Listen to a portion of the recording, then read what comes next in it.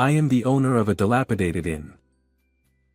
Business has been tough, but I have a reason why I must protect this place. Just when I was about to give up, a penniless old woman with a story appeared. I've always been a burden.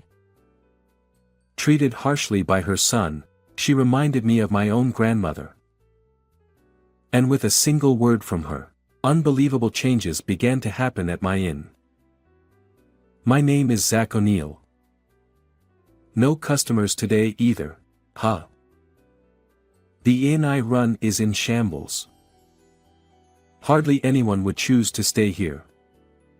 Even I think so. But this place is important, handed down to me by a mentor.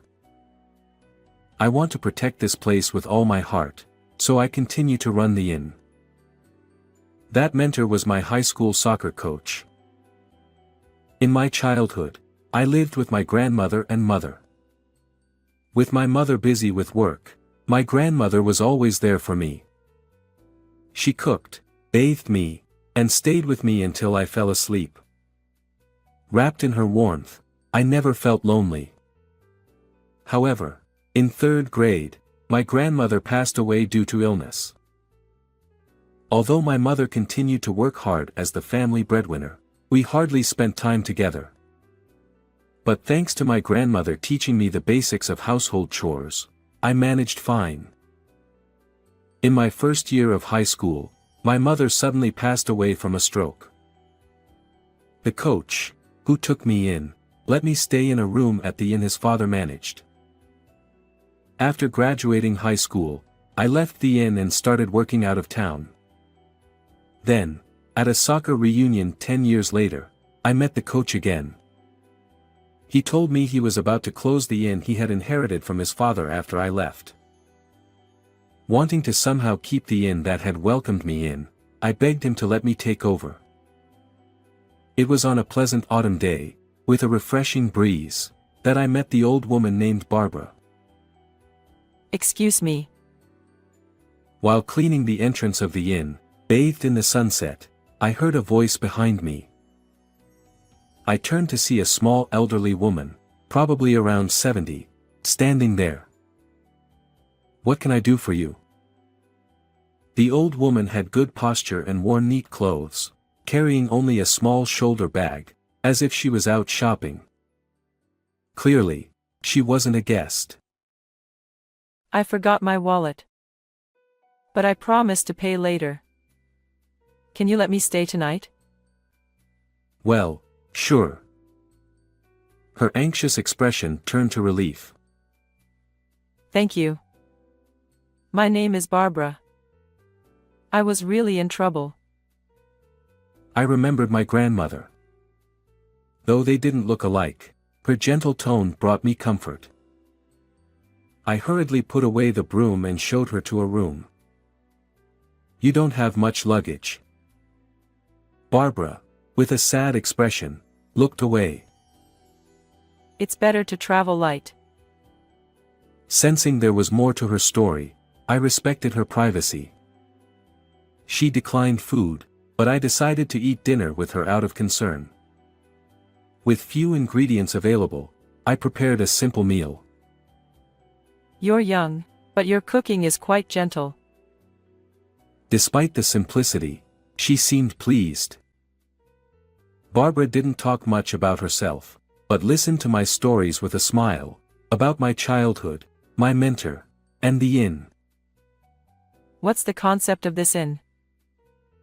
Concept? Why did I take over this inn? To share the warmth I felt here with others. The concept is a warm and welcoming space where you can feel at home. That's wonderful. She nodded approvingly. The next morning, I couldn't offer much hospitality, so there's no need to pay. Talking with you was more than enough for me. Thank you. Though surprised, she thanked me repeatedly before leaving. The inn's business didn't improve, and I decided to look for a job. Another unsuccessful interview. 2 months into job hunting, with no success, I sat on a park bench, holding a hot coffee, when someone sat next to me. Under a wide-brimmed hat, I recognized the profile. "Barbara?" She turned to my voice. "It's Zach, from the inn." Oh, Zach. You look different in a suit. Sorry I didn't recognize you. Dressed in a suit with styled hair, I looked different from the innkeeper she met. Next to her was a Boston bag. "Are you traveling?" Oh, this. Barbara patted the bag and shook her head. It's not a fun trip. I need to find a place to stay for a while.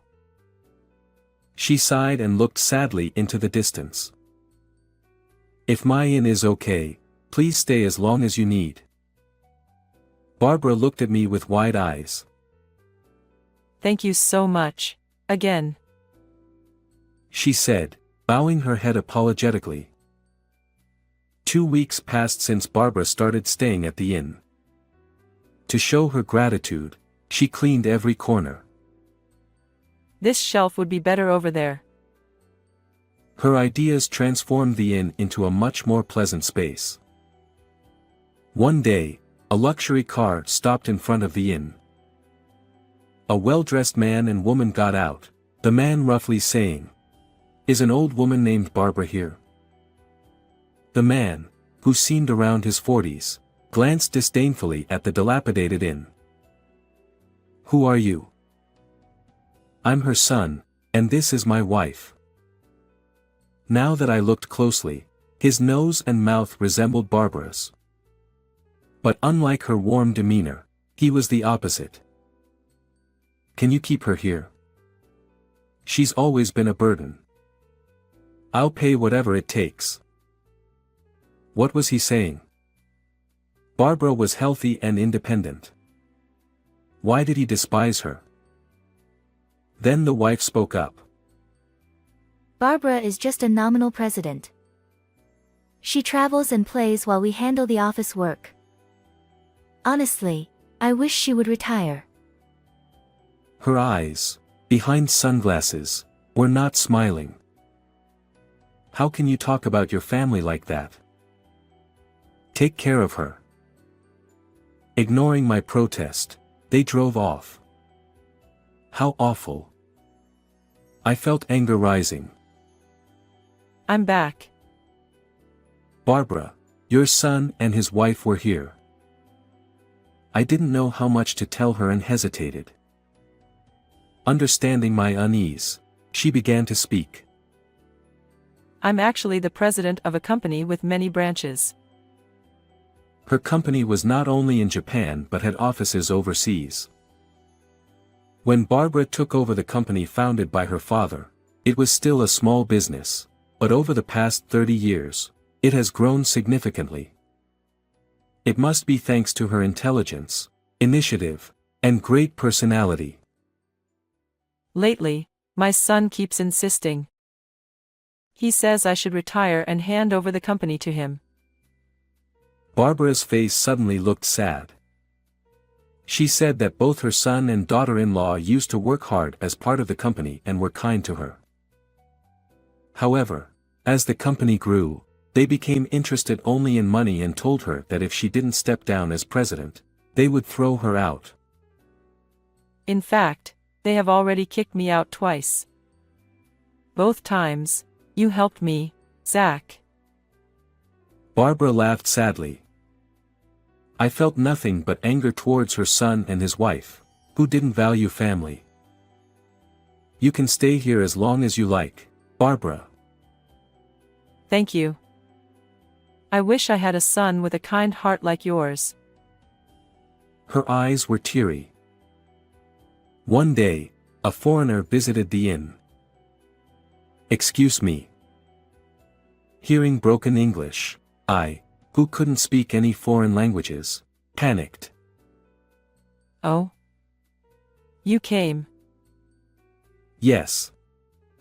Barbara, it's been a while." I was taken aback. It seemed this foreigner was a friend of hers, I often traveled overseas for work, so I have quite a few friends around the world. She said it so casually. She really is different, being a president and all. Seeing me clearly flustered in front of the foreign guest, Barbara spoke to me. Zach, why did you start this inn? To provide a warm experience of everyday hospitality in this place. Then, no matter who the guest is, be proud of your way and stand tall. Guests are the ones who are traveling, so they won't expect you to speak a different language. People who choose an inn over a hotel want to feel closer to local life. So Barbara advised me to provide hospitality in my own way. Encouraged, I worked hard to give guests the experience I envisioned for the inn. What kind of hospitality would delight foreign guests? I wanted them to experience even a little bit of American culture. I was thrilled to have guests after a long time. That night, the three of us enjoyed American food and played American card games. The guest, who experienced American culture, was genuinely delighted, and above all, I think I was the most lively I had ever been. The next morning, as I saw the guest off at the nearby station, he said, "Zach, I had a great time." Thank you. Those words gave me a bit of confidence in my way of doing things. Thank you for spending irreplaceable time with us. We promised to meet again and parted ways. I'm sure it's going to get busy from now on. He. As Barbara predicted, inquiries about staying at the inn gradually increased. It seemed that the previous guest had posted about our inn on social media. I checked the post myself. Along with a picture of the three of us playing card games, it said, "The hospitality was wonderful." All three of us looked so radiant and happy. Most of the guests who came to our inn were acquaintances of Barbara. She had a wide network both domestically and internationally, and many people visited the inn to see her, a testament to her great reputation. Thanks to this, the inn's business gradually stabilized, and I decided to stop job hunting and focus on running the inn. One day, a familiar luxury car stopped in front of the entrance. It was Barbara's son and his wife. I couldn't forgive them for treating her so poorly. "Barbara, please go to the other room." I led her away to avoid her hearing any more of her son's harsh words. I wanted to kick them out immediately. However, as soon as they came in, they said, "Please give us back the president." Unlike the last time, their arrogant attitude had disappeared. They explained that the company's management had started to decline significantly in her absence. I wasn't ready to be president yet. Her son looked remorseful. Barbara had grown the company significantly. Naturally, she must have a deep attachment to it. But the inn's success was undoubtedly thanks to her, and I wanted her to stay here forever. To be honest, the inn's business didn't matter. From the first time I met her, Barbara's grandmotherly warmth had saved me countless times. It felt like living with my beloved grandmother again, and my heart was fulfilled. I wanted to continue living with her as a family. As I pondered this, Barbara's voice rang out from behind. What nonsense are you talking about? I won't listen to someone who values money over their parent. Barbara rebuked her son and daughter-in-law. She explained the importance of valuing relationships, and showing consideration and respect to each person to succeed in society. The son and his wife left, dejected. After they were gone, Barbara, with her usual gentle smile, said, "You have a wonderful heart. It'll be okay." Her words carried weight and gave me courage. Thanks to Barbara, I gained confidence, and afterward, I started expanding the inn to various locations with her. The concept remained the same: A space wrapped in warm hospitality of everyday life. It was actually my mentor's dream to expand the inn to various locations.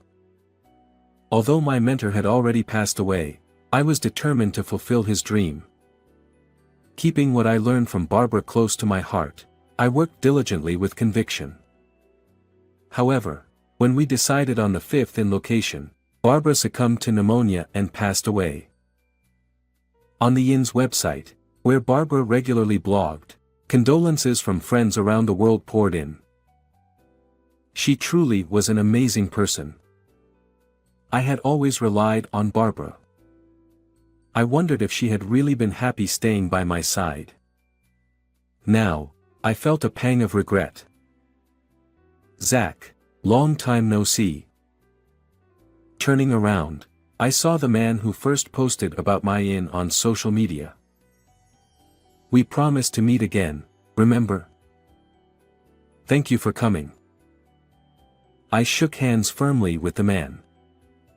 I remembered the photo from when we played card games together. Back then, he, Barbara, and I had the brightest, most genuine smiles. Barbara must have treasured the days we spent together. Believing this, I returned to my work. Barbara, the other day, your friend came from Indonesia.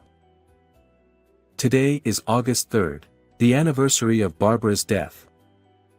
Every year on this day, I visit her grave and update her on my life. Even after she passed away, her friends from around the world continued to use our inn.